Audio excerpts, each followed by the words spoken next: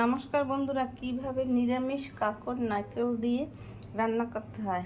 নারকেলের দুধ দিয়ে রান্না করলে বেশি ভালো হতো, কিন্তু এখনকার নারকেলের যে দাম, তাতে দুধ বার করে খাওয়া ঠিক না।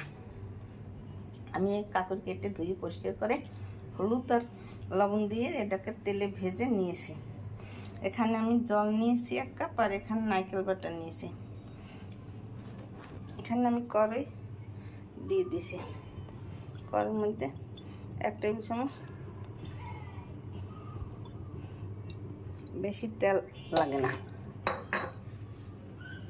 এখানে নারকেলটা জল দিয়ে গুলে নেব। এখন আমি কাঁকড়টা কড়াইতে দিয়ে দিলাম। কাঁকড় দেওয়ার পরে নারকেলের দুধ দিয়ে দিলাম। তার মধ্যে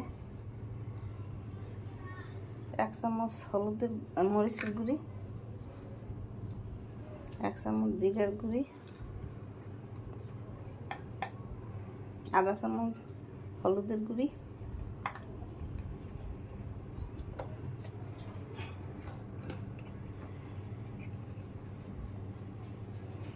ধনের গুঁড়ি আধা চামচ,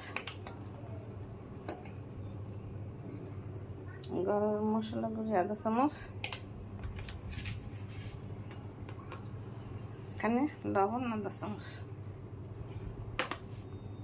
আর তেমন কিছু লাগে না। একটু ঢাকনা দিয়ে ঢেকে কিছু সময় রান্না করলে কাঁকড় রান্না তৈরি হয়ে যাবে।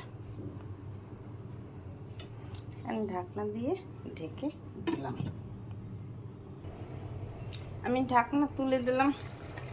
আমার কাঁকড় রান্না নিরামিষ তৈরি হয়ে গেছে। এইভাবে আপনারা কাঁকড় রান্না করে খেয়ে দেখবেন, খেতে খুব দারুণ টেস্টি হয়। সেই স্বাদ এক তরকারিতেই খাওয়া হয়ে যায়। দেখুন, দেখতে কত সুন্দর হয়েছে, খেতে খুব দারুণ টেস্ট।